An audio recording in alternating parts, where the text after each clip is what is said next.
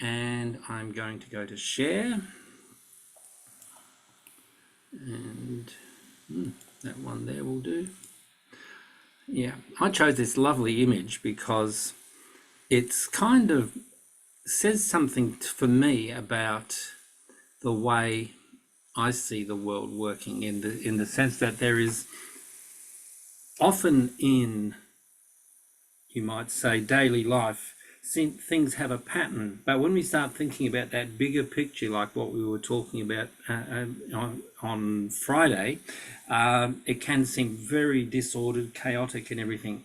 But I find that there's pattern in pretty much everything. And I guess what really alerted to me that at a very personal level, Anders, you've just got a dog, right? And Jenny, you've got one. Well, I have had children, okay?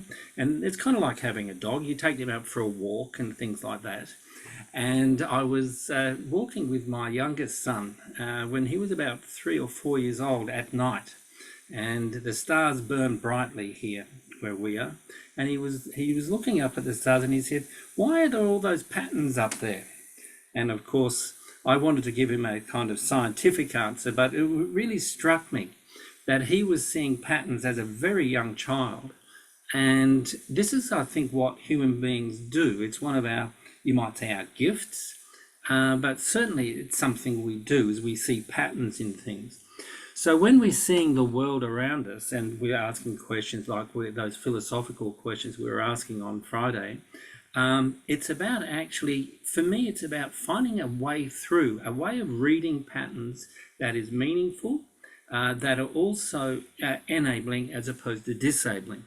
Because certainly there are patterns of violence and all those kinds of things in society, in history, everywhere, and particularly, of course, because they are sensational.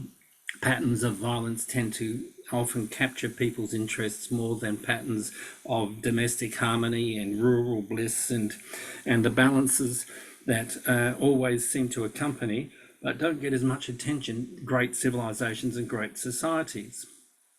So that's why I chose that image there, just because it seems to sum up some of what I've sort of sits behind futures thinking, and also the way I think we can approach the world that we live in. Okay, and I will end with with something that I think is very funny, but I'm saving the funny, but I'm telling you now so you can get curious and excited.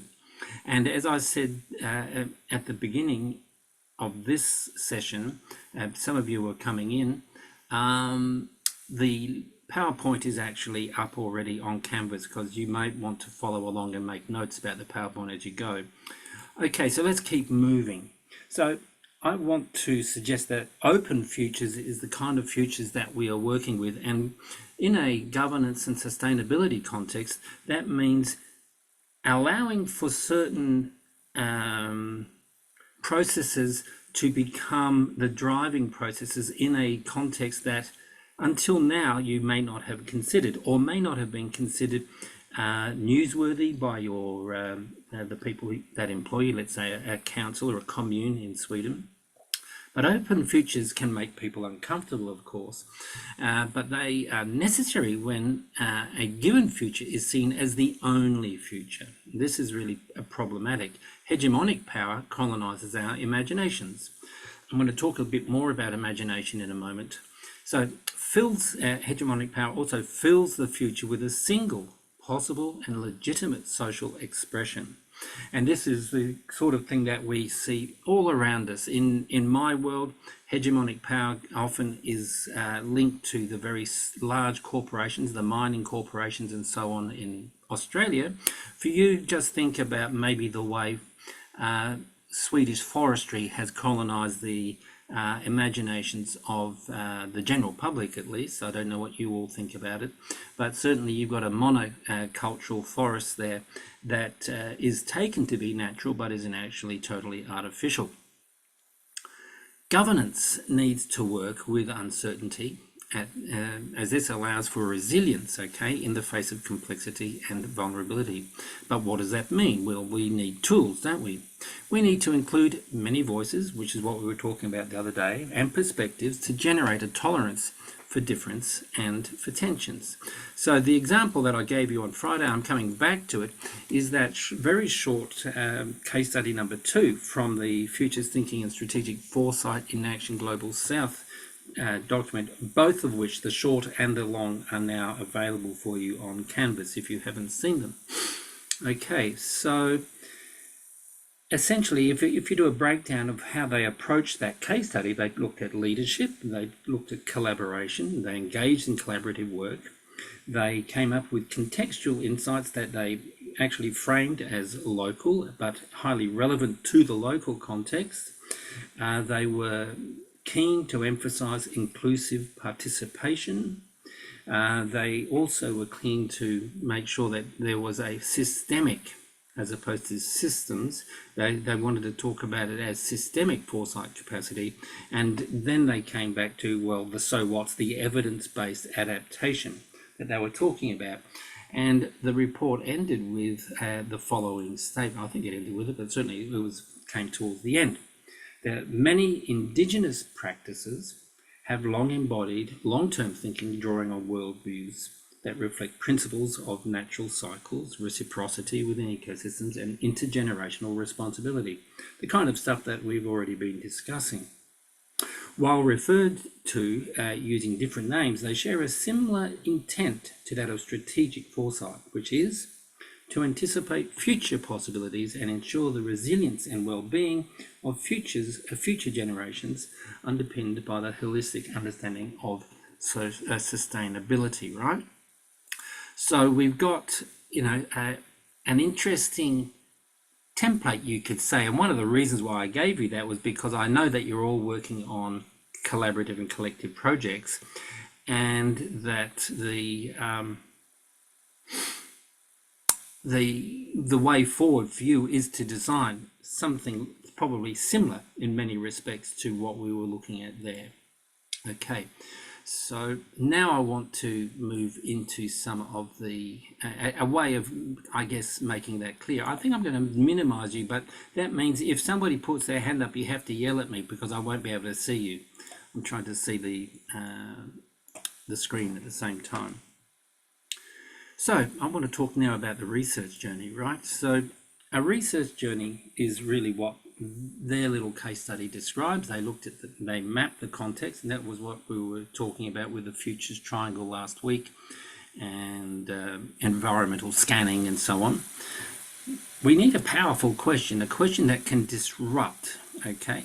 Not a kind of the kind of sort of simple question like how do we manage growth in our area. You're going to have to dig deeper than something like that. Then you need tools, and a lot of the workshops, and I've got a bunch of tools that I want to work on tomorrow and again on Thursday with you, so that you can take them in and you can choose. You need to make a choice. You can't use all the tools available within a futures context, for instance.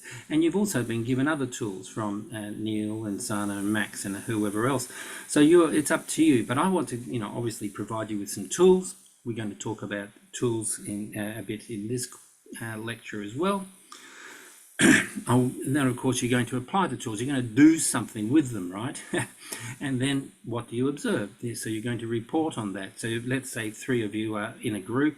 Each one takes some aspect of the theme or topic you're looking at, and you run a tool and you do something, you reflect, and you integrate it back into your project, right? I'm assuming that's what you're going to do. Then you come to some kind of tentative conclusion, not a form. You're not answering anything as such, not in that categorical way. But you need to have some sort of tentative conclusion, and then you look again, and then you define next steps. This is, in some senses, very much modeled on an action research cycle. So action research, of course, is a very powerful and effective participatory tool for working on tricky, difficult, subjects that or topics that are often highly volatile as well. But they, when you get them going and you build the trust that's required for action research to work effectively, you're working within a well understood and thoroughly reputable research process. On the other side, I've chosen an image from Sarah Davanzo's lovely little book, Inside Alchemy, and she's looking at the kinds of curiosity and mindsets that we need. And she's talking about feeling, doing, seeing, and thinking. I popped that in there because when you're, let's say, searching for tools, you need tools that you feel are going to obviously address the issues you're facing, but you also need tools that address your own way of understanding and approaching the world and life, your own sense-making tools.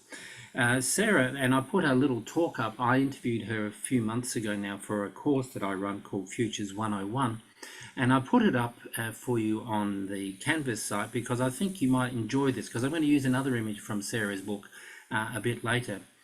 She's a very articulate and very experienced practical applied futurist currently living in the US.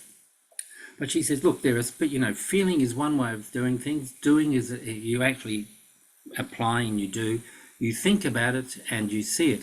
All of these obviously will play out in your own research work that you're doing for this course, but they also play out in life. And I think that's really interesting. And the book's an absolute delight. And you can go and find it online if you want. It's actually as beautiful as you're looking at it there. Every page looks like that, and I can talk a little bit more about that later if you're interested.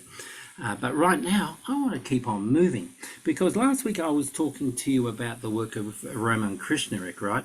And Krishnarik is the guy who wrote the Good Ancestor book, and I'm going to rely on a couple of points from his book, because I think he really nails some issues in terms of what it is we're actually up to, and what I think is the power of policy and governance and applied futures in the world around us.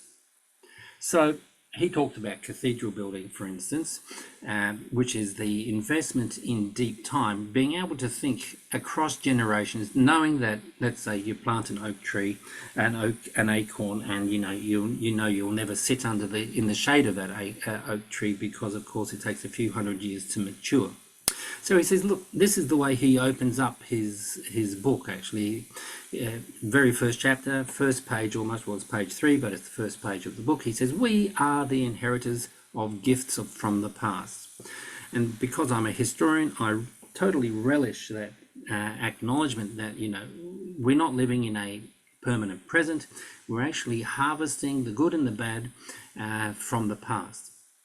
He goes on. Consider the immense legacy left by our ancestors, those who sowed the first seeds in Mesopotamia 10,000 years ago, who cleared the land, built the waterways, and founded the cities where we now live, who made the scientific discoveries, won the political struggles, and created the great works of art that have passed down to us. We seldom stop to think about how they have transformed our lives. For him, the lesson there is that we too are part of a generational and ongoing conversation, a cultural conversation between past, present, and futures, plural, and we need to become aware of our own embeddedness in the flow of cultural transformative experiences. No matter how much we may, as individuals or maybe even as societies, want to hold on to some sort of stable present, the whole thing is illusory.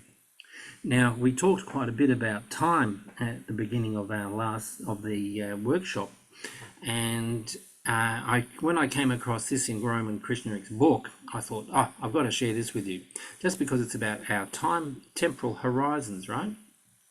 It's a bit hard to read, even in the book it's a bit hard to read, but he starts off with, the human time horizon in seconds, minutes, hours, days, months, years, decades, and centuries.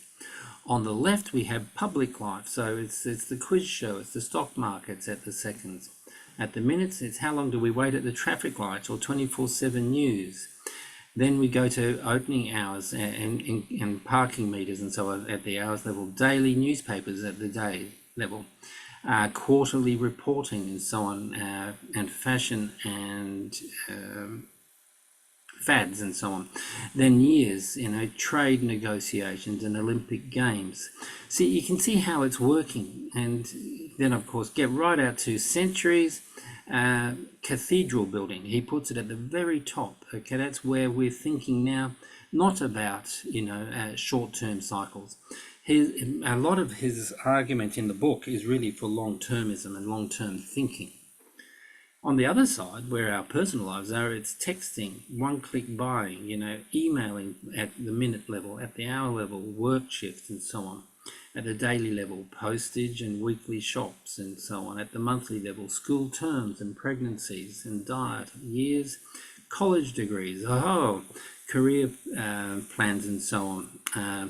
And at the decade level, your mortgage, your pension savings and so on. And the long term, you've got planting an oak tree, time capsules, and the belief in the afterlife if you have one. Okay, it's a really interesting thing, a way of seeing, I think, our relationship to time. I'm going to now open this up for a minute and take a little breath because I am moving quite quickly through this. And I want to give you a chance now to, how do you think, when you see something like Krishnarik's image there, do you relate to it? Do you feel, some people feel overwhelmed when we start talking about time. Other people think, yeah, that makes absolute sense. Yeah, over to you just for a moment. Yeah, Anders. I think this is both relevant and important. There's studies saying that only 10% of people think in terms longer than months regularly. And 50% of people think no more than up to 3 months. Yep. So I think this is important to consider because long term becomes a threat or a fantasy for a lot of people. And I think this table would benefit from having also millennia at the top. Yes, I'm happy you said that. Yes, it would. So Yeah. I think I seem to remember that when I did my business degree, we discussed Japanese Sony making 500-year strategies. That is typical Asian thinking. So Yeah. Yep. So thank you. That's a great reflection. Somebody else.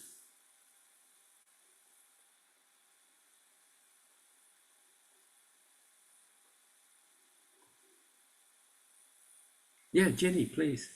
Just leap in. You don't have to sort of put your hand up and wait politely for me to say. I think it's very interesting, and I'm thinking also that it's you mentioned something about that people could be stressed or overwhelmed with this sort of picture looking at it, and I also think that we tend to automatically lean our focus towards what we don't want to do or what we don't want to happen. Yeah. And from that sense, it feels very overwhelming, and we put effort and focus into things that we don't want to. Yeah. If we were to put focus where on the things that are important to us or that we want to do, that would be a completely different experience of looking at this, I think. It's a very important point you're making. The fact that I think our cultural wiring is often linked to risk aversion and a sense that we need to control what we can because so much of the world around us we can't control. Yeah, Michaela, your hand is up.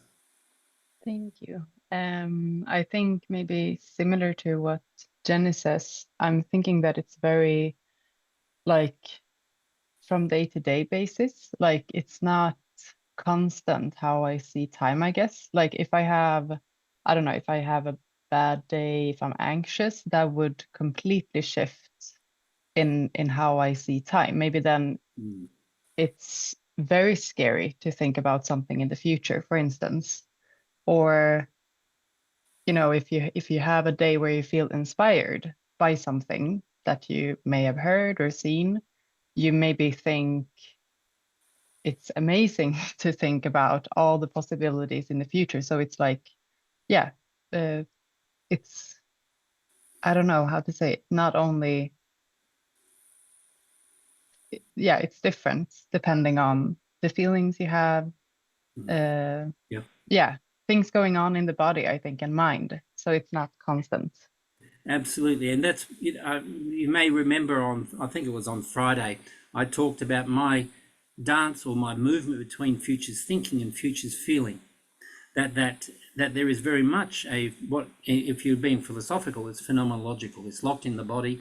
It's to do with how we feel in our bodies. So when we get anxious, we've got a lot of adrenaline running through our systems, which does shape our assumptions and our sense of threat.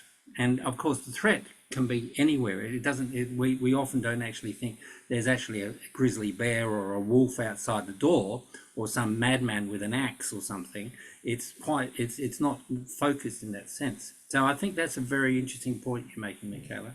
Thank you, Ellen. Thank you.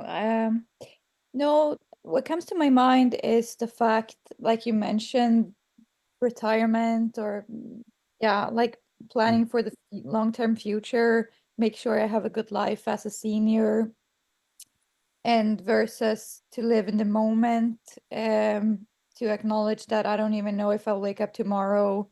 And I think that it collides, and that is very stressful. And I think that can make humans stressed, like what to do. What should I do for me now, or for me in the future, or for me somewhere in between? So that was just a reflection that I think it's pretty stressful, the Yeah, concept of no, time. yeah, and you're underlining just what we were talking about, that feeling. There's a futures feeling, and I think that's something that it's easily overlooked when we're thinking in terms of governance and policy and so on. It's how do we take the community with us? How do we generate different kinds of stories in communities? I think that's part of it, but there's more to it than that. Let's go to Barbara now and see, Barbara, where are you thinking? So for me, I agree with what's been said with Michaela and Jenny, but I also feel differently when I think about long time, like decades and centuries. It kind of calms me because it makes the everyday action that we focus on so much and that can be really stressful. It allows me to slow down because what matters is not necessarily the actions now, the every day, the every minute, the every hour. It's Yeah, about the long term. It's about there is more than just the the stress of the everyday life. And I don't know really how to express it, but when I'm having a stressful day and things are not going the way I want to, thinking about this really distant future, the really long lifespan, or yeah, I don't know how to say it. It kind of minimizes the importance of the negative events that are happening right now in my life, and it kind of allows me to slow down and kind of slow time down as well, and reflect more positively yeah. on what is actually happening in the moment. I don't know if that makes sense. Makes sense to me, but does it make sense to others? Do you want to just put your thumb up? Does that make sense what Barbara is saying? That even though the short-term, long-termism actually might be an antidote to overwhelm at some level. That's what I'm hearing you say, Barbara. Yes, yeah. Yes, Nice. that's how I see it. But it also lives with sometimes it's like living on the verge of a precipice, and sometimes it feels like it can be scary, like you're leaning towards an unknown or precipice that you don't know if you're going to fall in. So the two feelings kind of live together, but also I think it's a question of choice as well. I choose to focus my attention on the feeling of more peacefulness about this really long-term thinking and slowing down my present. Yeah, yeah, that's beautiful. So thank you. Rami, your hands up. Yeah, I really want to comment. I think I would connect time with the environment and the space that we live within. I mean, I can see myself difference how I look at time when I used to live in Palestine and when I live now in Sweden. I think the environment surround us let us think and appreciate the time more, and also it's connect us how we want our time. Like now in Sweden I have more control about my time because I am more stable, I have a better securities, I have a better lifestyle, and that's quite connect like how I appreciate my time, or if I'm living the present or no. And also, I would connect it to the age. I think by the age, we feel sometimes that we're running out of time, and we need that's take us the appreciation of living in the present, because we live in very competitive world that we needs to do better all the time, and that sometimes take the enjoyable of the present moment that we live now. And this is something come with the age. Like when I'm at 30, I feel the stress of getting married and have a house and being like economically stable. It's not the same when I used to be in 20s, when I used to play football until 12 in the night. So it's quite difficult to have a clear answer, but it's about the environment and the lifestyle that we are surrounding. Yeah, yeah. That's a very interesting reflection. So, I mean, and there are a number of things you're saying there. So, context, of course, does make a difference. Time in different parts of the world is actually culturally understood and experienced differently. I've spent quite a bit of time in India and places like that, and time can be it's much easier for them to slip into a deep time space at some levels, but at the same time their life is so, for many, so vulnerable, so unstable, that there's also an incredible edginess to people in that environment. And so you're talking Palestine as in Gaza when you mentioned Palestine, Rami? No, I used to live in West Bank. On the West Bank, okay, yeah. So what I experienced when I only was there once for a short period of time, not in Palestine, but in the Negev, in the south of Israel, is the sense that, like in Australia, we have there's a sense of that the land underneath your feet is very ancient. I don't feel that in Sweden. I feel the land under my feet in Sweden is younger, because I think geologically it probably is, but there's some kind of psychological experiential thing there that I would have, and of course it's a physical thing. Rami, did you experience anything of that when you came to Sweden? Yeah, of course. I mean, the difference of feeling like I'm not sure if I got your point 100%. Uh, so yeah, I would say yes or no, but I really didn't get your question Okay. here.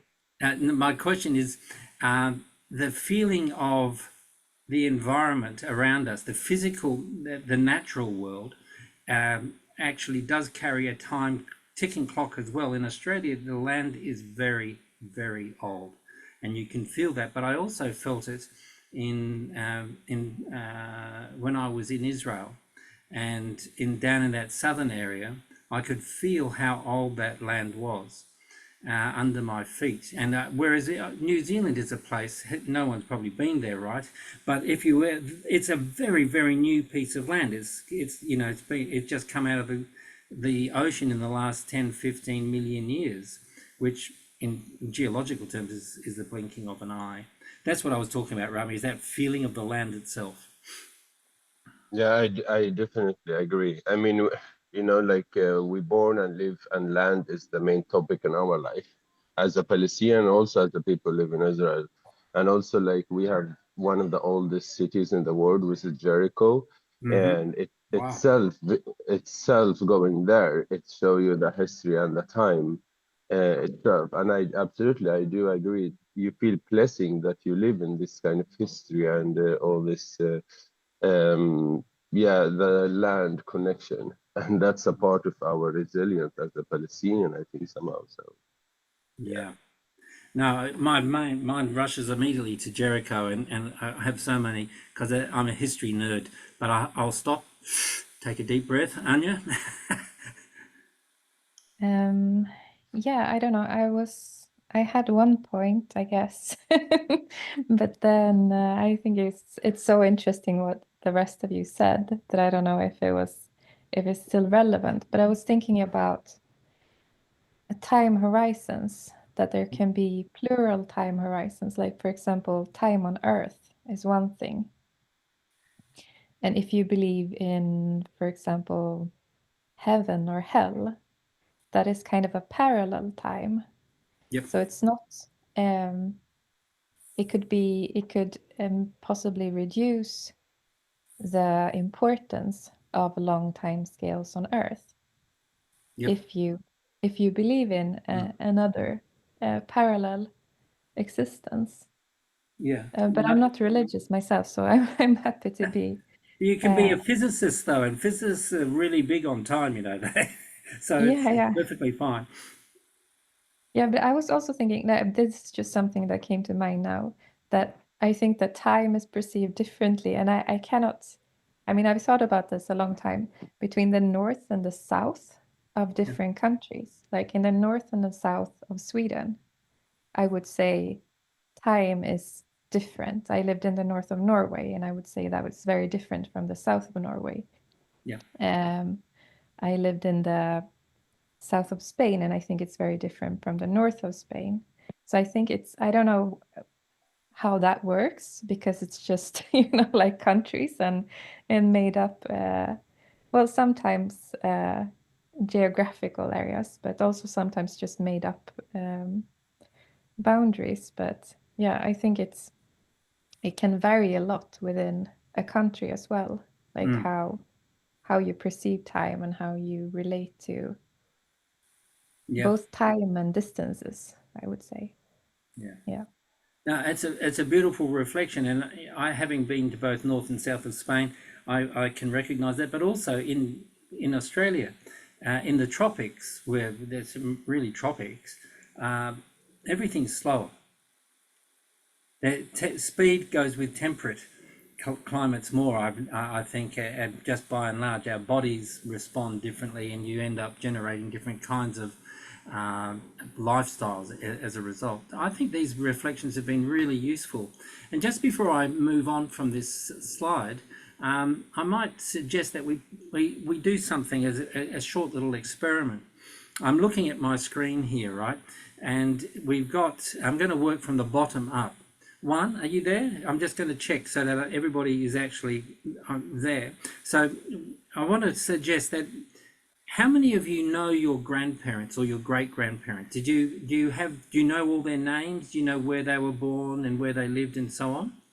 See, if we start going back in time, it's another way of thinking about it.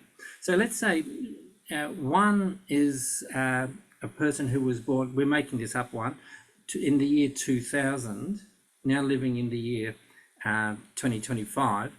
One had two parents. So he was born in the year 2000. His two parents were born 25 years earlier. I want to do it in the 25-year generational thing because I want to see how far we can go back here. So I'm going to play the game like this. So one born in the year 2000 Barbara, you're going to represent the parents born in the year 1975. And that means there are two parents born in 75 that made 1-1. Two parents need two parents each. So Ellen, you were born in 1950 and you're the parent, and there are four of you. Are you following what I'm starting to do? Now I'm going up to Anders. Okay, Anders was born in 1925. Those four parents in 1950 are eight parents in the year 1925. Then Anya, you're there. You're born. You're representing the great grandparents. There are 16 of you in 1900. Start thinking about the maths, okay? And then Rami, 1875, 32 of you. Then we go to Maria, 32 times 2, 64 in 1850. 1850 is not so long ago, but there was 64 ancestors in 1850 to make you guys, okay? To make one, okay? Sophia, 1825, there are 132. Ellen, 1800, 264.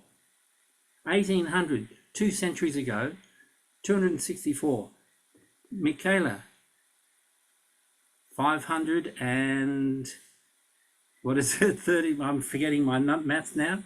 But 564. What is it? It's 24. That's right. Then double that to Johanna.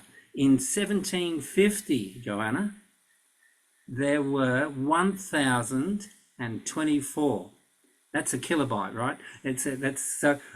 And have I left? Oh, poor Alva's feeling really tragic. So 2,100 and what is it? I can't think of it right now. Some 60 something. So and then, Sophia. Then there's 4,000 back in the year 1700. So if we think about all those human beings that make one now. 2,000 plus people back in 1700. I would imagine it would be a very unusual person who knew even their ancestors living in 1850. Some of you may. But if you start thinking about it, just the human story, not even the more than human, like oak trees and rivers and mountains and oceans and everything else, how many, how Swedish are you, or how Palestinian are you, or how Australian am I? My ancestors came to this country just over a century ago. And it kind of does my mind, and it gives me some sort of strange emotional feeling when I do this. Anya, what is it that you want to add? No, I was just going to say that in Sweden we have actually really good records in the churches of who was born. And I mean, obviously, we don't necessarily know that the data is correct. I'm sure that some are having other fathers than what was noted. Yeah. But there is actually there's quite a lot of people doing looking into their heritage. And if you have I had a cousin who did this and could go back to the 1700s something, which means I guess that I'm inbred as a Swede. But being that was inbred on one also side, bad. and then the other one was still. Yeah, I've grown up on Gotland, and that's where they have a lot of records of the relatives back in the day. So it's very easy to look into web page and just click back. So I can look at my ancestors 500 years ago. Fantastic. I'm very interested in this, obviously, because I'm also a historian and a historian of place, because when I did social history, we had to look at medieval records and land records and all sorts of things. But, there would be a lot of broken lines, a bit like what Anya was saying. Just because it says on paper that such and such and such and such were the parents doesn't necessarily mean that was the case at all. But to me, the point of the exercise is just to realize how many people in the past there were that had to be there so that I could be here or you could be there. And I think it's part of our short-termism, is that for most people to go back beyond our grand or great-grandparents is quite a challenge. You might be able to do it statistically by looking at the records, Josephine, and Gotland or whatever, and go through, but there would be broken lines all over the place, simply because, you know, records are extremely vulnerable, especially before we had printing and all that stuff. Anyway, that was just a little game. I just wanted to give you a sense, because of course, here you are, each one of us, now in 2025, and if we were to do that and go forward to the year 2200, there would be 500 descendants of us, if you have a child, of course, okay? And there are all sorts of vagaries there. But the thing is that we are as enmeshed or embedded, entangled, those are the words, in relational dynamics that immediately stretch us out of and take us out of, let's say, looking at the slide here, out of, you know, months and years into beyond decades, into centuries. And once we start going to centuries, or if we push it to millennia, like Anders said, you know, we end up in some very unusual places, I think. So I want to keep moving now. That was just, but thank you for that. So moving on from the time horizon, then we have to think about management and transformation, I think, and I want to click on that. So I give you, this is another one of these triangles. I like triangles, but this one's just mapping what I ended the last lecture on, which was the managerialists, activists, and poets when it comes to policy writers, okay? Each one uses a form, I think, of imagination. The kind of little exercise we just did then is an imaginative tool to stretch our horizons, to use your term. And so we've got a moral imagination is what definitely Roman Krishna is talking about.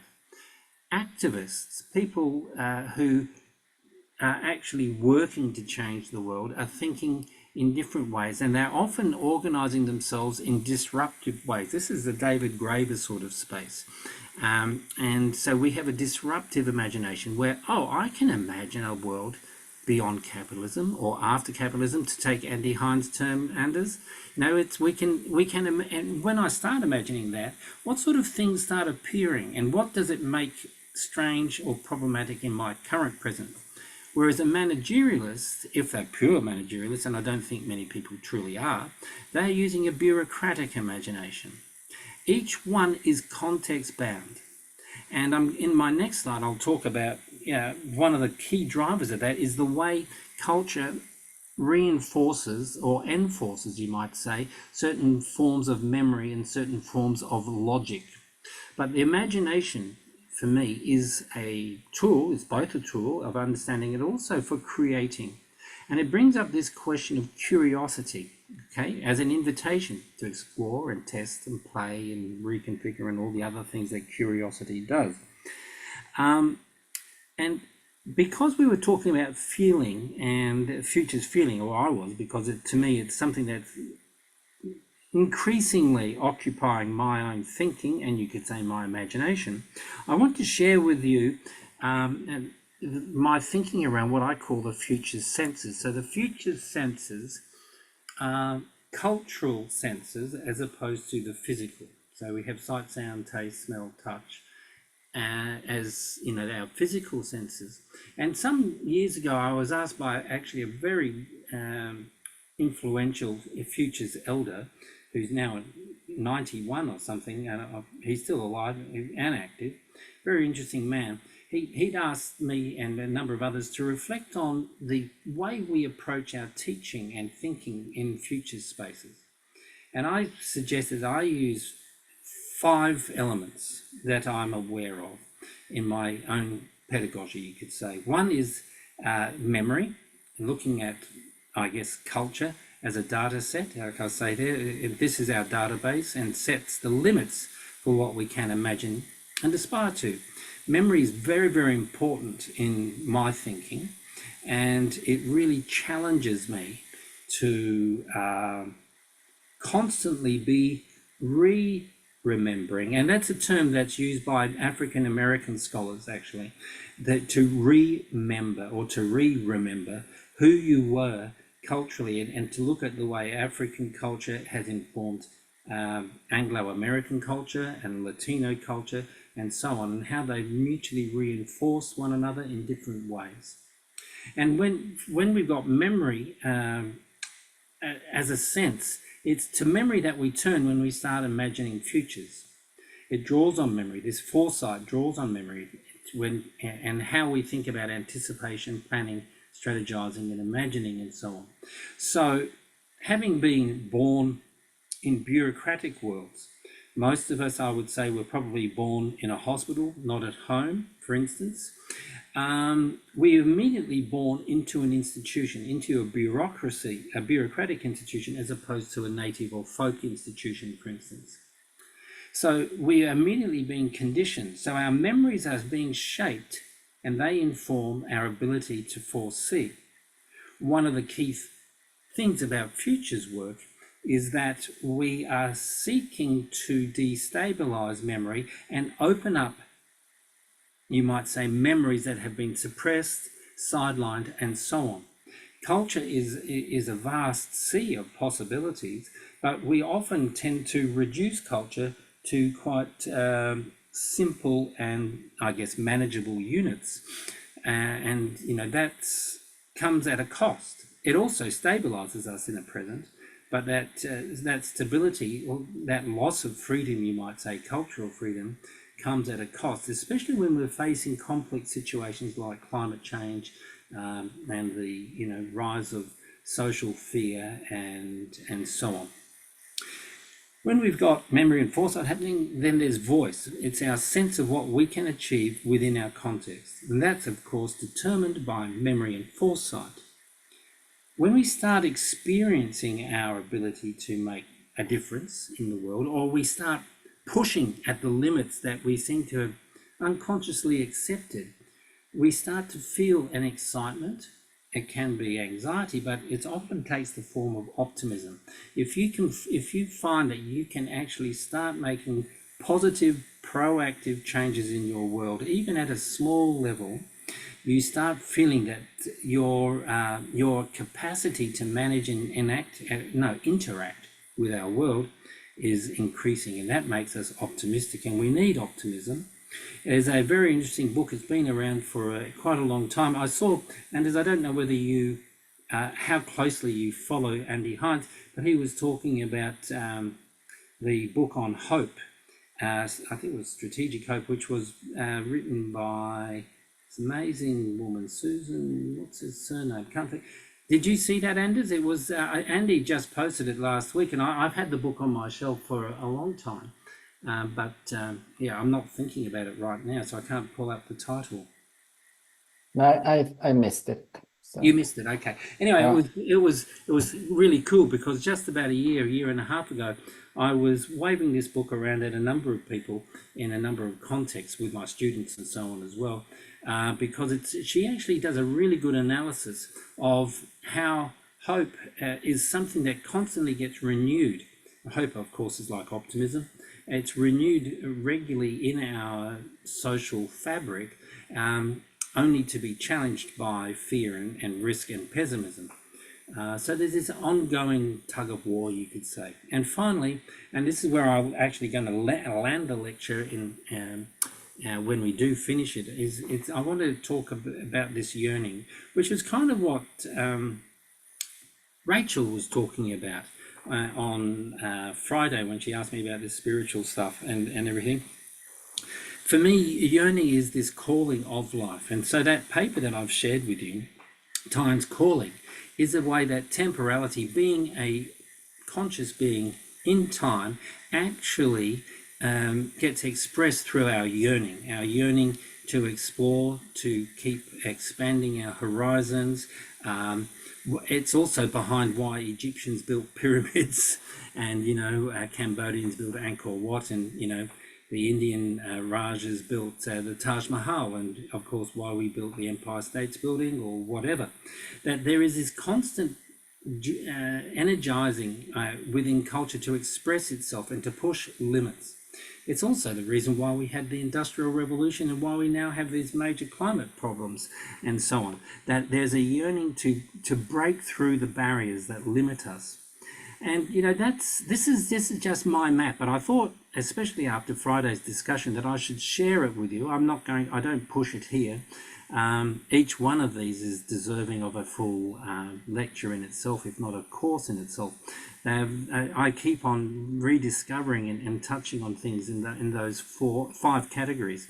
But if you think about them as cultural senses, when you do any kind of futures work, you can actually be thinking, well, what are we drawing on here? What tools will help foster and maybe awaken memory in the community that you're working with or the group you're working with?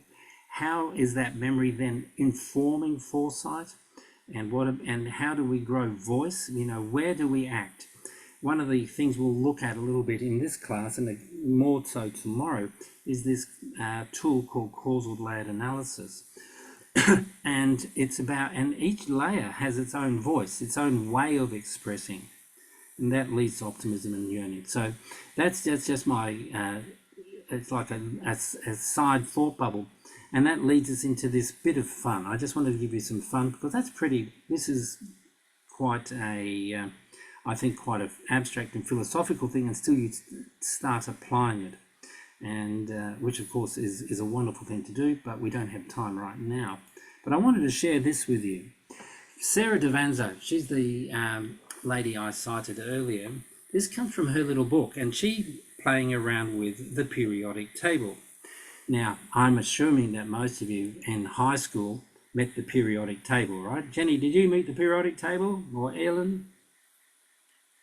Anders, you're all over the periodic table, you know, the weight of each of those molecules, the heavy ones and the light ones and all that sort of stuff. Well, she's created this one using curiosity. So different kinds of curiosity. There's curiosity, exploration and behavior, traits and proven things. So the curious are mindful, are wondering about things, are open. There are suppositions about depth and volume, then competencies. What does it mean to be curious? The gestalt of it, the inference, the connections, the contradictions.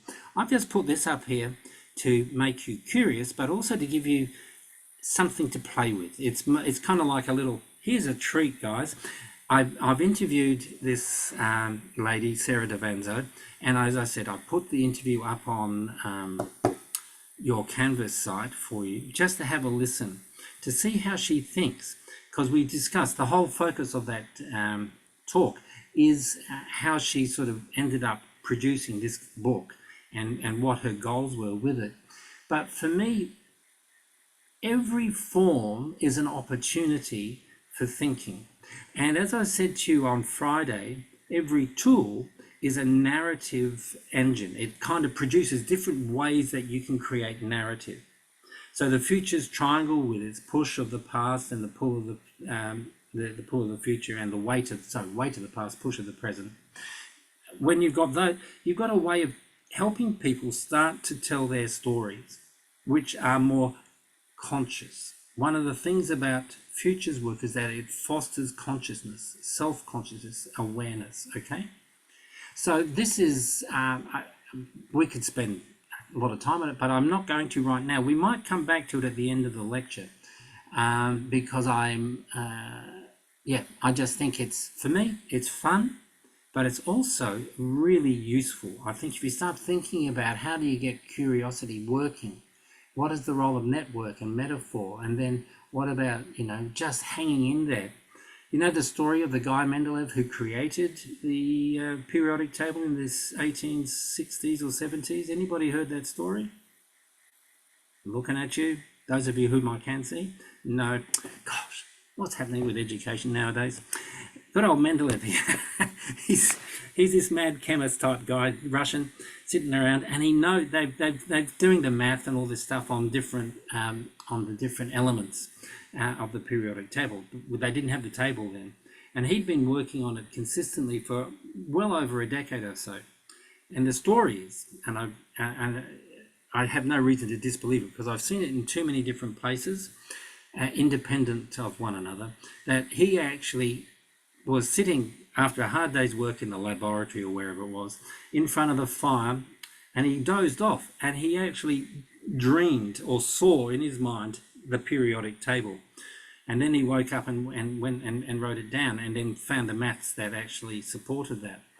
But, you know, he'd been working at it for, you know, a decade or two. So look up Mendeleev, look up the periodic table, and see if you can fact check me, see if I'm just making this up or not, because I could be, I don't know. But I like the story very much. So now comes to this image, which I just, I want you to think about time as folded.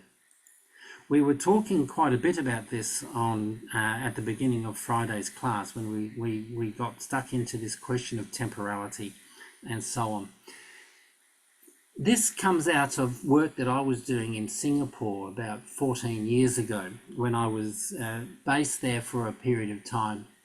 And the shiny brightness of Singapore kind of wears me out. So I would always run away to the few little places in Singapore which are still gardens and you know, market gardens and that sort of stuff.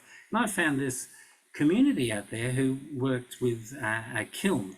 A kiln is where you fire bricks and you fire pottery and ceramics, right? And this kiln, they had a dragon kiln, and they were trying to convince the Singaporean government to not knock it down, because the Singaporean government likes knocking anything down that was built before 1960, right? So they were knocking down a whole bunch of stuff that was actually deeply significant to the locals. And we said that this is a dragon eating its tail, which is very famous from alchemy and so on. It's the worm Ouroboros. But the whole point of the argument that we made, and they actually were successful, they got 2 kilns saved, is that pasts, presents and futures fold together. And so when we're thinking about those generations back, go back to 1700 and 2000 odd ancestors, or go forward the same distance with 2000 descendants, we can start understanding how we live in a present that's not singular, nor is it defined by seconds and minutes and hours, but it's that kind of thing that Barbara, you were talking about, that open space where we can actually be part of multiple presents. You stand in an old forest, you stand by the ocean, and you can feel other temporalities at work around us. And I think that's really important. That's enough on that. So I'm going to back to serious stuff now. Let's get back to this. So behind all of that thinking, okay, there is the need to actually be able to plumb or map and make sense of these big concepts. Causal layered analysis is Sahel in Ayatollah. Sahel is a long-term friend of mine. He and I met in the 1980s. And I've watched his career, and it's fantastic living a long time, and so that you can watch careers and be really impressed by what happens with people and where they go. Sahel now is a UNESCO professor, and he's all over the world all the time type thing. I don't know whether you got around to reading the paper that I put up of his yet, or if you've come across other work by Sahel. Anders, you've got some experience here. You're shaking your head. Yes, you've come across Sahel. Have you been to a workshop, or have you read some of his papers or anything like that? No, we had his papers and yours as well on CLA in the previous course or earlier courses, suggested readings. I think several of us did, and we did CLA. But the reflection that I did earlier, that from private sector, from banking, this is totally not used. Okay. Which is a shame in itself. But yeah, okay. Yeah, well, thank you for that. So, yeah, I forget what I put up in the last courses. No, it was in a previous course. Yeah. So yeah, with Ulrika, probably, yeah. Yeah. So anyway, so CLA, it's integrated, but it's also a layered methodology. And that's basically saying, look,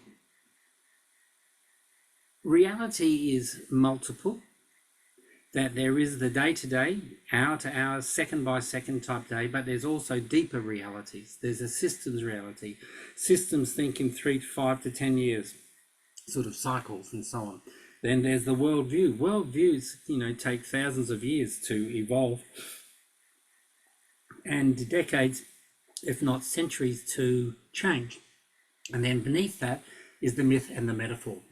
So it goes on like this. The approach is not based on idiosyncratic notions of any particular researcher, nor is it a turn to the postmodern where everything goes in what methods or approach are equally valid.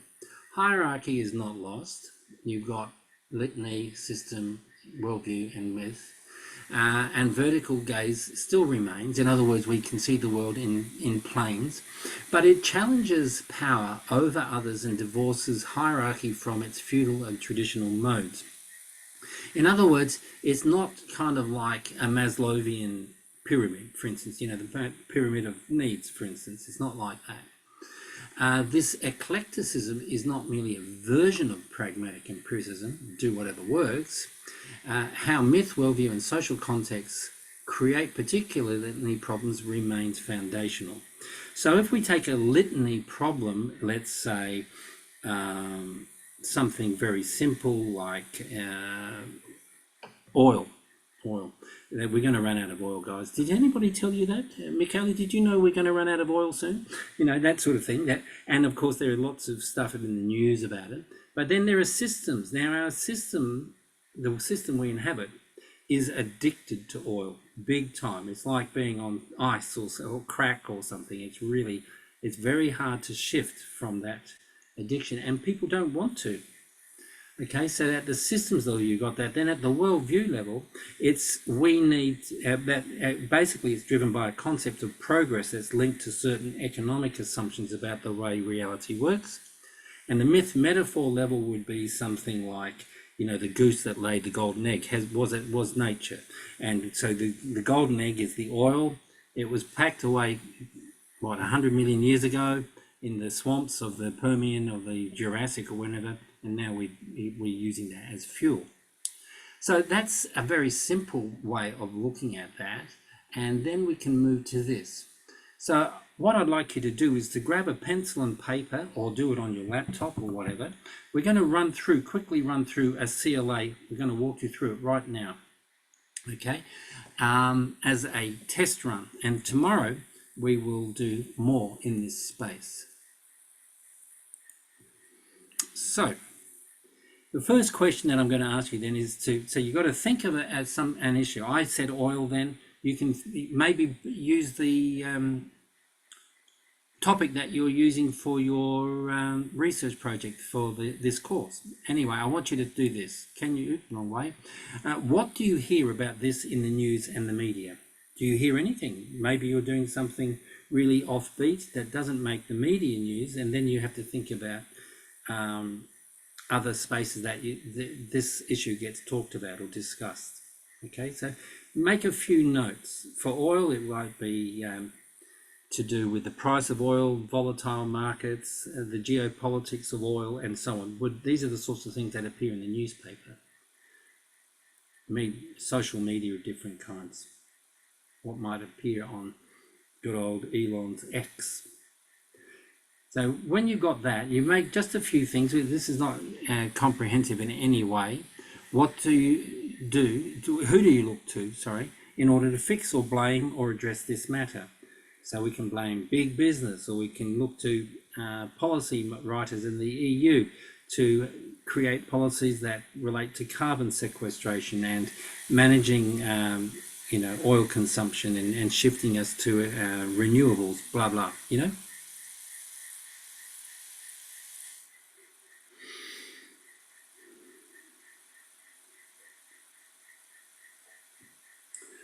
Okay.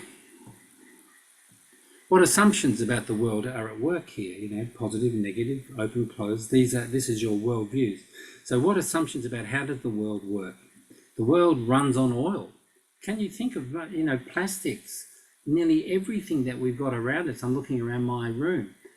So much of it is here because of petrochemicals.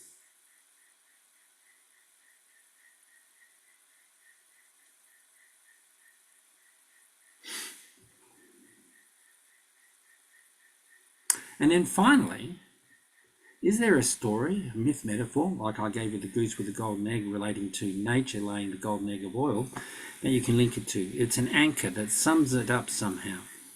Another way of thinking about it is it supplies some sort of emotional energy to the rightness of your worldview.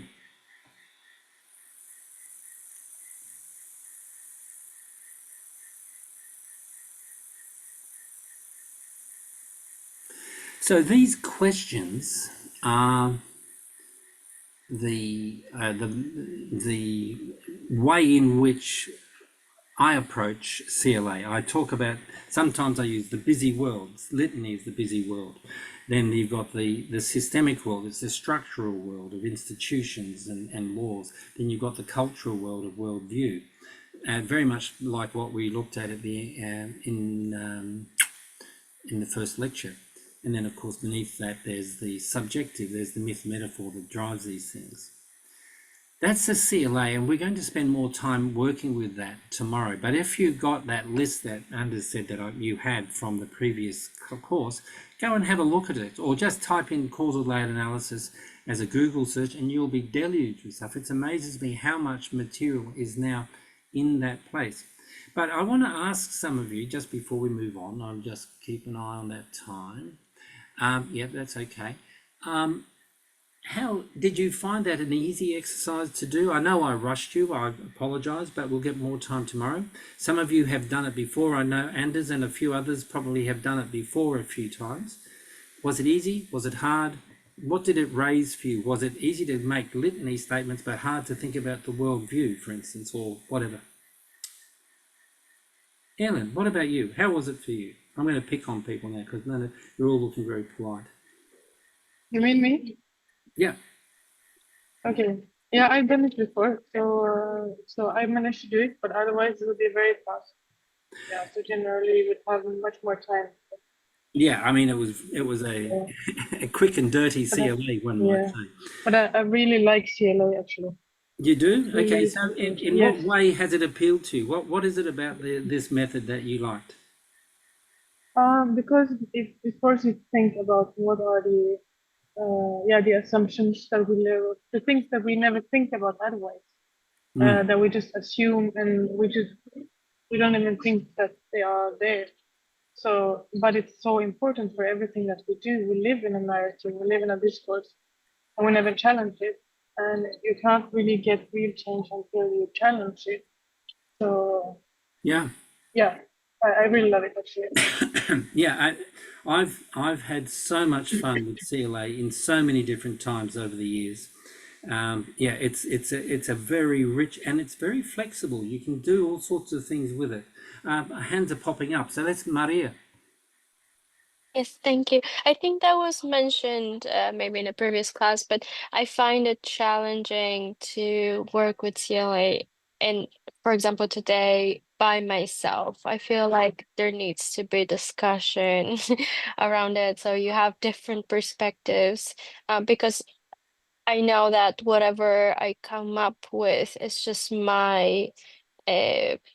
it's just my side of the story or my perception of the issue. It's not the whole picture. So I think the value of CLA is when you are in a diverse group of people and you get different perspective. That's very interesting. So you feel that your own perspective is too limited. Is that what you were saying? I do, and especially in this class and this group, I am amazed every single day how differently we all think, and we do have something in common. We are in this program together, and still we are so different. We perceive things so differently. So I'm sure that my perspective is limited. Yes. Okay, I'd like to come back to that, but I haven't listened to Juan. What are you going to offer, Juan? No, I just wanted to share that for me, CLA over the last months, it's been great. It's been amazing. For me, it's a super powerful framework to use or to utilize.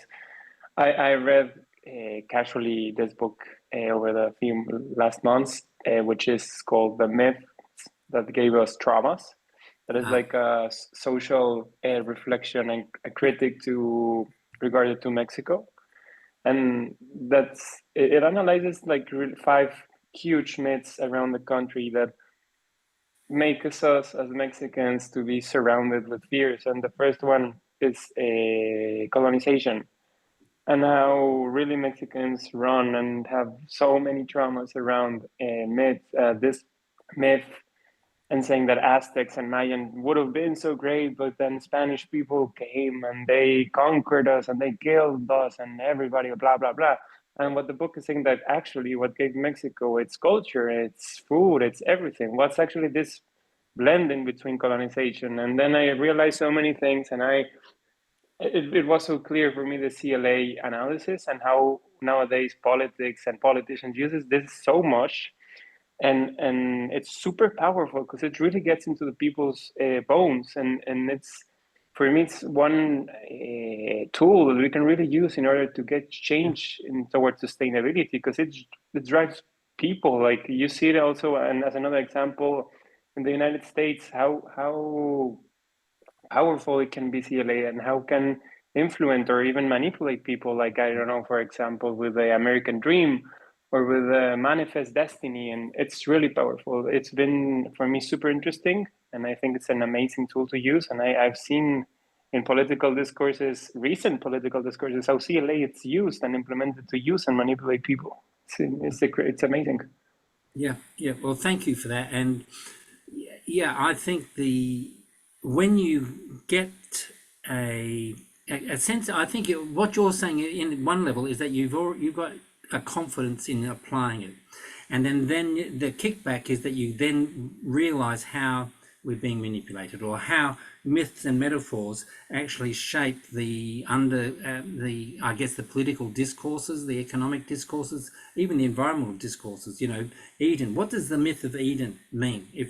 Even if you've not sort of been brought up as a hardcore Christian, the myth of Eden tells us something about a certain relationship between humanity and nature.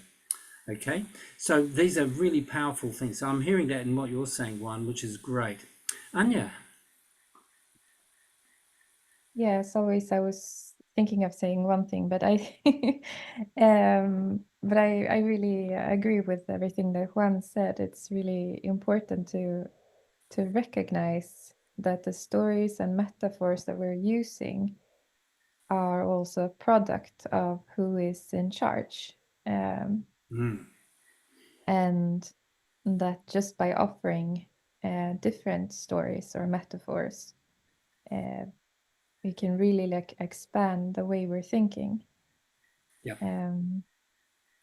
But also, I think that I got a really a good insight from, I don't know where or who said it, but they were talking about the Christian approach to life, like a salvation. They were talking about salvation, and that, for example, the idea of salvation is very strong within a lot of Western societies.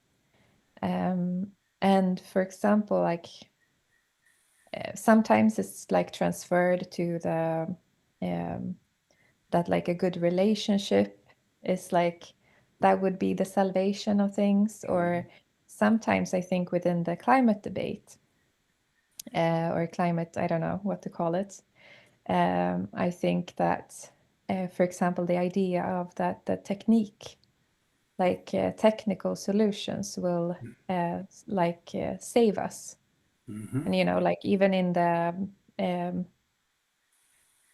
the calculations, they have calculations of different scenarios. They have counted in,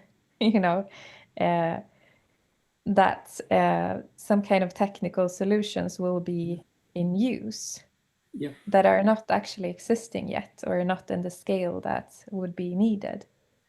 So there's already in the calculations, we have the idea of salvation woven into our understanding of the future. So I think this concept, and I didn't realize this before somebody told me that, and it can really be seen in many different personal or other spaces. Yeah. I think it's a really great insight you've made. Salvationism, techno-optimism is what you're referring to. where technology is going to get us out of this problem, you know, and that sort of thing.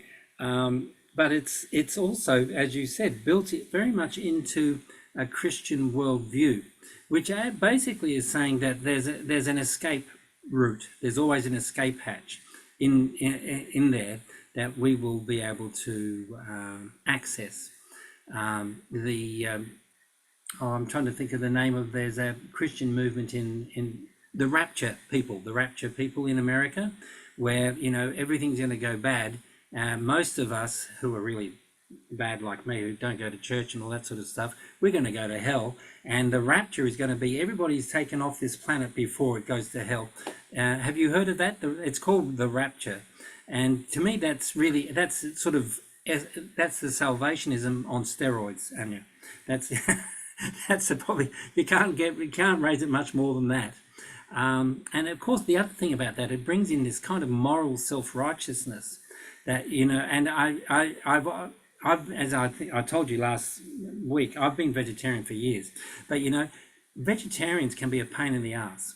You know, they're so much, I don't eat meat. You're the reason why the world's going to hell, because you're eating a pork sandwich, or, you know, whatever it might be. You've all met that, I think, right?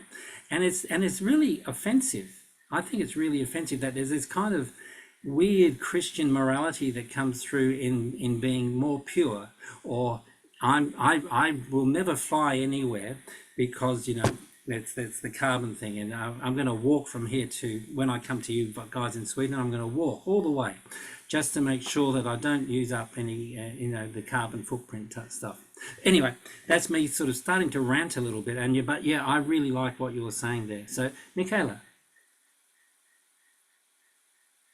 Yeah, I was thinking I enjoy CLA a lot, and I think similar to Maria, when we have done it and do it in groups, I think it's somehow easier to use, and maybe that is because I do struggle with this way of thinking. Like, it takes practice, and here, for instance, now this was quite quick, but I think I got stuck in, like, from when it comes to the assumption and metaphor, it becomes harder to think because it depends on from what points of view, even if I think it. Like, if I think, is it my assumption, then I would come to maybe a different answer on what assumption do I have about it? What's the problem with the solution? But like, now we're working within this group, we look into different perspectives already. So that is like put into the picture, and then it's like, so is it from, for instance, certain authorities' point of views, what they say is the problem, or is it, and then it would be probably very different assumptions. Yep. So I kind of get stuck in that, like, from where do I depart to start to discuss this? And then it's easier, I think, if it's your group, because then you can probably have that kind of discussion, but it's harder to do that in your own head. Yeah, no, I think that's a very good point. But one of the things I think that make your life a lot easier is recognizing that you can put down 6 or 7 different assumptions there that don't necessarily have to agree with one another. You put down all the assumptions that are in the environment, bing, bing, bing, bing, bing, bing, and you know, so you can have salvation there, but you can also have responsibility there, you know, or whatever it might be. So you can, and then you can look at the kind of friction, the heat that emerges when these things are rubbing up against it. This is why we have so much debate and power politics and so on in our world, is because we don't have agreement on our assumptions. That some people do think the ecological world matters, and whereas other people think, no, it's just a human world for human beings. And if the elephants go extinct, well, so what? You know, it's not going to change, you know, the fact that you live in Sweden and you don't have elephants there, so who cares? Type thing, you know. And so we have that. We have very different worldviews, and we need to be able to map them. And I think that's partly what it is. So don't feel uncomfortable about having to have a, you know, the single assumption. You can put your assumption down, and then if Maria was in your group, she'd put her assumption down, and you'd say, oh, they're kind of similar, but they're not the same. Isn't that interesting? And then you talk about it, okay? Which of course is what you would do in a workshop. Now, Barbara, Yeah. you had your hand up, but you pulled it down. Was there any? Did everything get said? Yeah, basically, I think Michele said a lot of what I wanted to say, and I also wanted to reflect on what Anya was saying, but about this outside savior perspective, and I think it's something that really annoys me as well when, and I guess in the world assumption that, and it's something that like seeps through everything, like the fact, the idea that humanity and the planet will be saved by an exterior something, whether it's technology or whether it's whatever you imagine it is. If you in religion, it might be God, it might be something exterior. It never comes from ourselves. We, in a way, we limit our own agency to change our own lives, and we kind of put the responsibility of saving ourselves onto something else.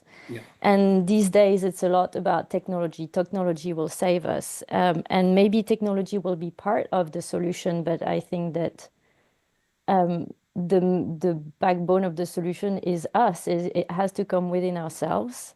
And yeah, it's something that really, really annoys me with the word assumption. And it's also something that seeps through into gender equality and the way we've been raising our daughters, you know, like the Prince Charming is going to save you from the evil witch, or is going to Hang on a second. take you Anders away and from. I are Prince Charmings, aren't we, Anders? Yeah, so I think like this notion of outside savior is just seeping through every aspects of our lives, whether it is for saving humanity or whether it is for girls to have a better future. There's always this external being that is going to save us. And I see that in a lot of people I know as well. They're just waiting, you know, for example, they're in a really bad relationship, but instead of saving themselves, they're just, well, I'm waiting to meet someone better. Like they're always waiting for something external to come and save them. And obviously it's extremely rare when that happens. And you also have to be able to seize the opportunity. So yeah, I just think that this is like a really crucial assumption about our world and our society. And yeah, I would like to see it changed. I guess that's what I wanted to say. You said it very well, and I think you said something that I really I touch on it at the very end of this lecture, which is only about another 5 slides away, or 6, something like that. Is that the inner work is essential for good futures work, that we need to work on ourselves as well as towards any form of, let's say, futures goal that we've got, you know. So that the first thing that we really need to do, you could say, and you've done it already, Barbara, I know it makes you squirm or made you squirm, was the CLA of self.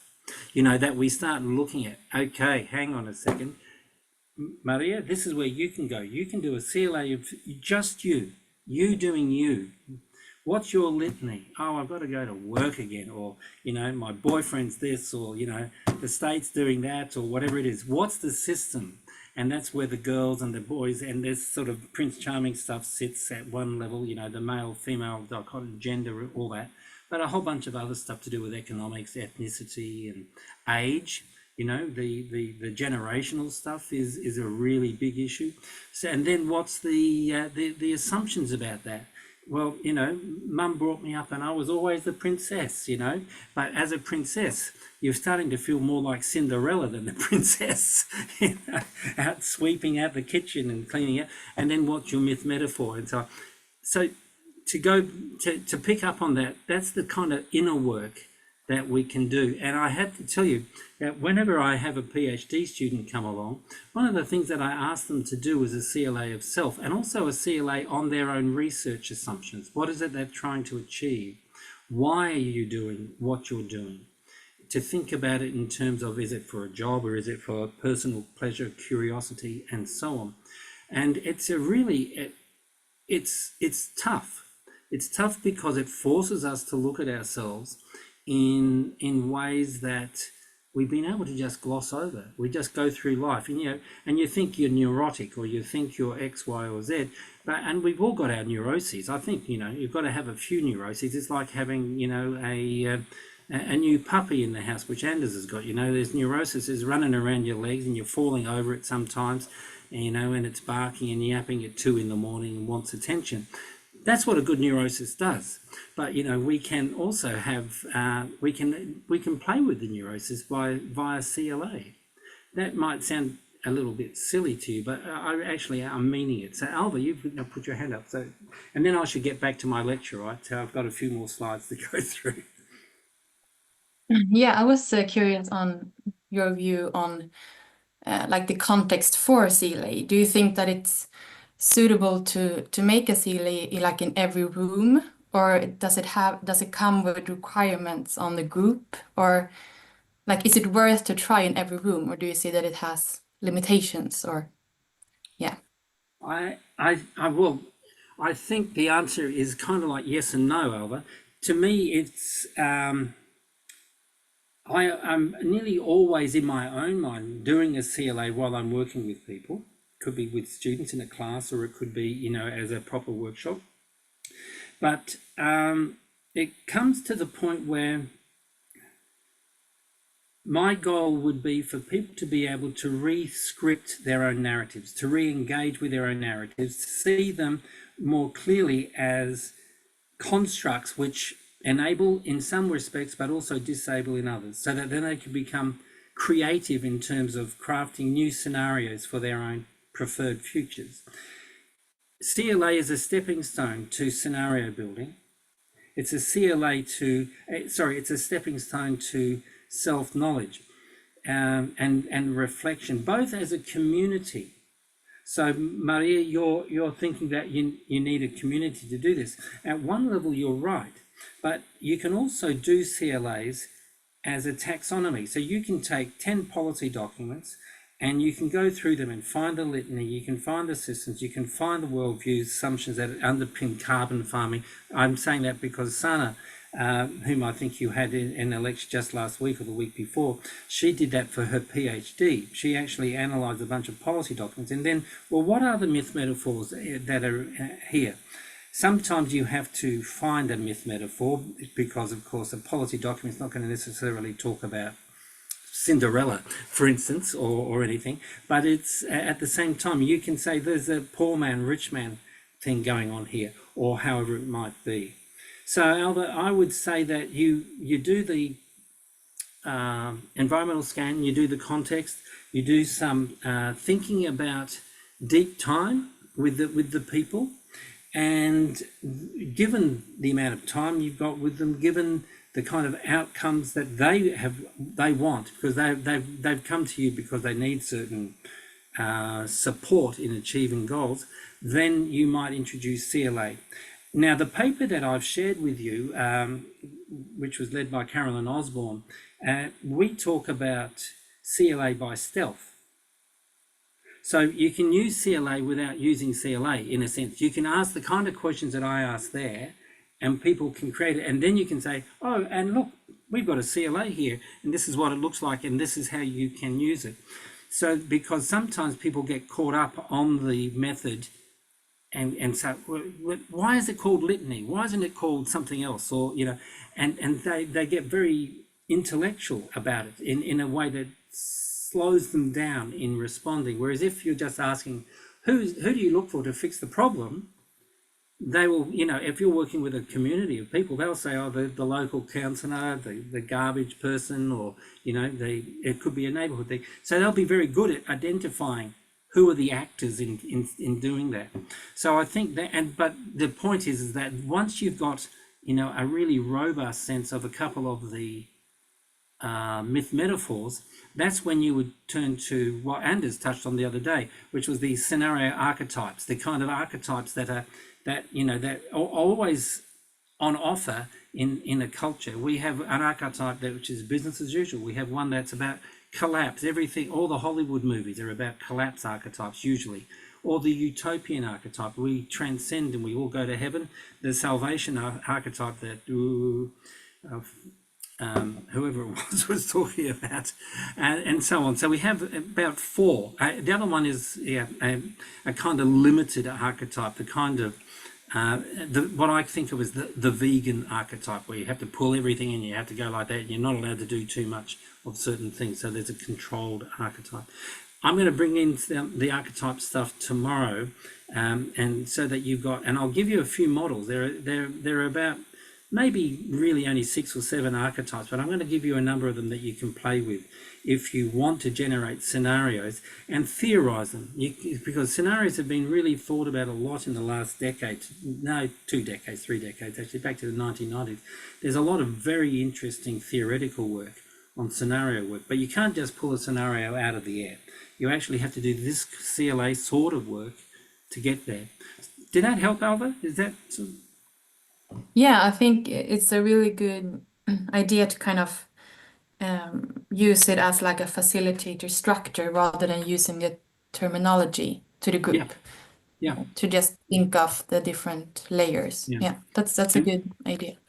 And one of the tricks that we use, and we talk about it in the paper, we bring in what we call the future persona. So we say, Alva, can you imagine what it would be like to be a 95-year-old man living in a house all on your own? You're as lonely as hell, and they're bringing in a bus or station next door and something else is happening.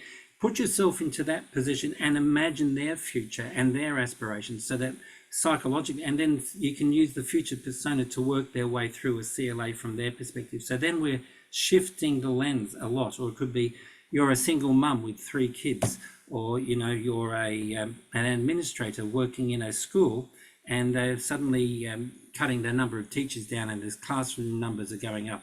What does it feel like? What does it look like? Can you imagine what it's like? So there's a lot of that kind of transposition of your identity into another skin to see if you can think and feel into that place. So it's an empathic sort of empathy type thing, but also looking at the logical repercussions. What are the issues for a 95-year-old guy who's not living on his own in a house or whatever? So there's those sorts of things as well. Let's keep chuffing along. It's 6:30 for me, which means it's 10:30 for you or something, right? Something like that. Okay, so a lot of what we were just talking about is to do with this democratizing the future. It's the relational approach to futures aims to give the future back to its stakeholders. No longer is the future in the hands of Elon Musk and a few rich people who can, wave a magic wand and create, and everybody just sort of flocks along. Now we can take it back and it become local and grounded. Okay, it has this ethic of inclusion, which I think is really important. It democratizes decision-making, responsibility and access. And it sees across scales to say who is not in the room. Remember, we talked about that last week. Who's left out of the room? What's the elephant in the room? There are different metaphors we can use. These 4 points, I think, are really important for what I would call authentic and responsible futures work. Of course, because you could be a futurist working for Elon Musk or Adolf Hitler or someone and helping them achieve their goals just as strategically and cannily as you could be for a better future for the planet. Does that make sense? Yeah, so then I've got these two slides I've pulled out from the Roman Krishnarik's book again. I pulled this one out because it's another version of the 3 horizons that we talked about in the first lecture. But he's looking at holistic forecasting, and he defines that as this. It offers a much longer time frame than traditional forecasting. In other words, 100 years, 1,000 years, stretching into decades and centuries. It is also wider in scope, focusing on the big picture prospects for people and planet on a global scale, rather than on the narrow institutional and corporate interests. So he's pushing it out. It's that democratization thing that I'm talking about. So 3 pathways for civilization. Okay, we can have breakdown, we can have reform, we can have transformation. And over here, we got all these disruptions occurring. Climate change, peak oil and beyond, just as 2 examples.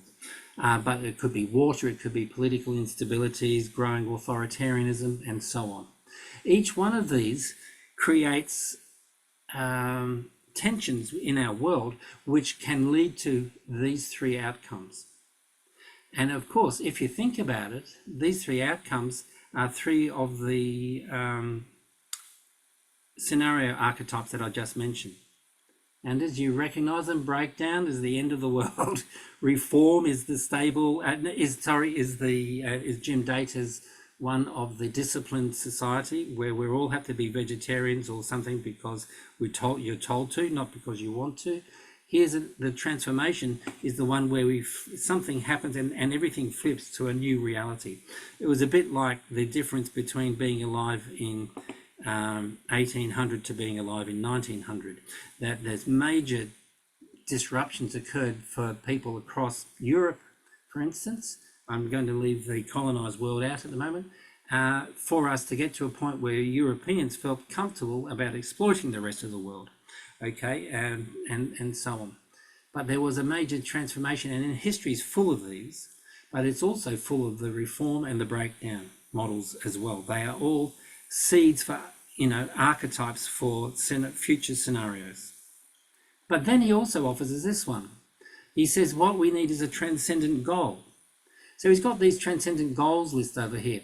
Perpetual progress. We'll find a way around the end of oil, and we'll just keep on consuming and moving and traveling as much as we do. There's the utopian transcendent goal, which would create an ideal society where we all live in peace and harmony. John Lennon's Imagine song, Then there's the techno-liberal. That's the one that you guys were talking about before, Anya and co.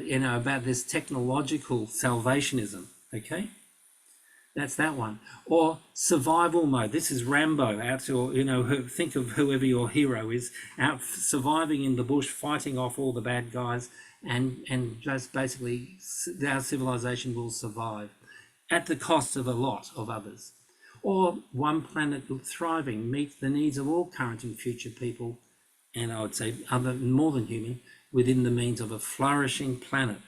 These are transcendent goals. Which one do you aspire to? Which one do you feel most aligned with? And he says, one of the great discoveries of philosophical thought over the last couple of thousand years is that human beings thrive on striving for meaningful future goals.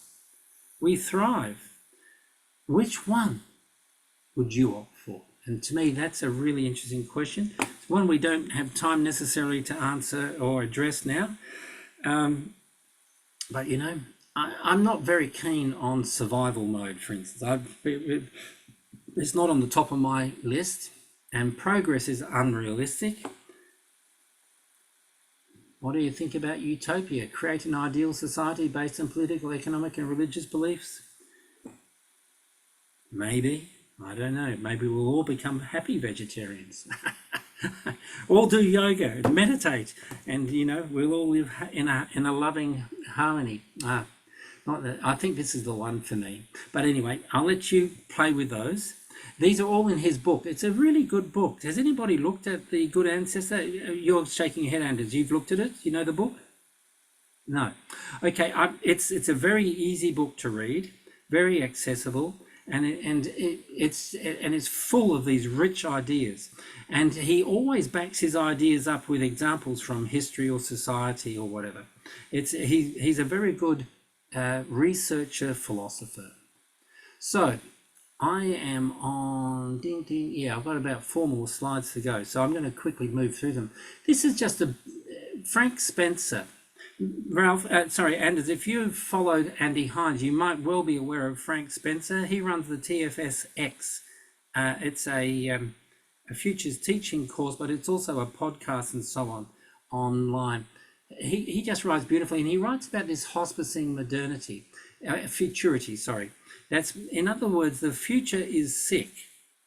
It's sick because it's damaged, it's limited. If you're hospicing someone, I don't know, there must be a wonderful Swedish word for it, but it's caring. It's caring for the future as it goes through its sickness to help it back to health. Okay, I'm not going to read that to you. I just popped it in there because I think it's one of those beautiful statements. But if you want to find and follow Frank, that's a live link there in the PowerPoint. And I recommend it too, because he's a great human being. He's a really lovely man, and he's doing this great work, and he's very imaginative, very creative. Have I convinced you all to go and off and have a look? All right. So then this is what a number of you were talking about, the inner world. This is what Barbara was talking about, the inner and the outer world. The need for inner work is essential. You can't do good futures work without thinking about your own values and why you're here, where you'd like to go, and so on. A CLA of self will help you with that. Okay, and we'll talk more about that tomorrow. I might give you, as an example, a reading. One of my PhD students did a beautiful CLA of self using her, she's a visual artist, so uses visual arts with her thinking. I think Barbara may have already come across it. It's the work, it's by Marguerite Westacott, and it's called The Iceberg in the Room. So it's a very clever paper, but she CLAs her own self there. We need to foster new stories and look for new metaphors. Wayfinding and purpose. This is the transcendent goal stuff that Roman Krishnak is on about. I was in a beautiful workshop at the very beginning of April, and in it we had a Maori man. Maori are the indigenous people of the Polynesians of New Zealand. Okay, and he does wayfinding work, and he uses Maori story and Maori, I guess you could call it wisdom, to help people think in a future sense. But it's very much to do with the way you actually position your body in the world. It was beautiful. So, and there's also a lovely book on wayfinding. I might pop the reference up for you. I didn't put it down the bottom of this slide, but which I've been reading, which is an absolute delight too. You know, there's so many books out there. You can look behind me on the shelf. I keep falling over books and getting lost in one after another, never finishing half of them. But, you know, that doesn't matter. It's kind of like being a compulsive chocolate biscuit eater or something. So ethical alignment is the other one that comes in, that we need, that our moral compass needs to be very clear. So at the end of my book, you know, we talked a bit about spirituality in the last one. I end the book by talking about love and its role in yearning, okay? Now, it's not all sort of gooey, lovey-dovey stuff. It's much more about the way we love the world. If you love the world, you're going to do something for it, just like if you love your kids or whatever. Love is our birthright, but it's been damaged a lot, you know. We yearn to be loved and to give love. This yearning calls us into the world. The struggles we face in life are invitations to outlove the experiences and challenges that seek to deprive us of our birthright. Okay, so the future, that space of potential, is a powerful commitment from space-time reality, that's that quantum stuff we talked about on Friday, to the possibilities of love. It emits a rich, sweet pheromone of love. And I love this metaphor of pheromones. I'm using it more and more. I snuck it into the triangle that I showed you earlier, but I never spoke about it, that the future's pheromone is this calling to do something positive for the future, okay? So the pheromone of love, it calls us to action, and it also holds us to account. Can we love ourselves, the other, and the planet? Can we move towards relationship rather than hide from its vulnerabilities? And that leads me to this great image, which I often come to, wayfinding, from Pirates of the Caribbean, where he has that fantastic compass, which is pointing at what he wants, what he desires. It's not a compass that shows you north, south, east, and west. It's a compass of desire. What do we desire? And then if you're working on policy or governance, how do you help the people in the communities you're serving to identify really what they want and desire? And then how do you help them how do you help them find their way to their preferred futures? The question, of course, first of all, is how do we find our way to our own preferred futures? How free are we, and how much scope do we have to express ourselves? So Jack Sparrow, that's his name there. I had to think about it because I'm really bad on popular culture. But this has always stood out in my mind, this image of Jack Sparrow with his compass.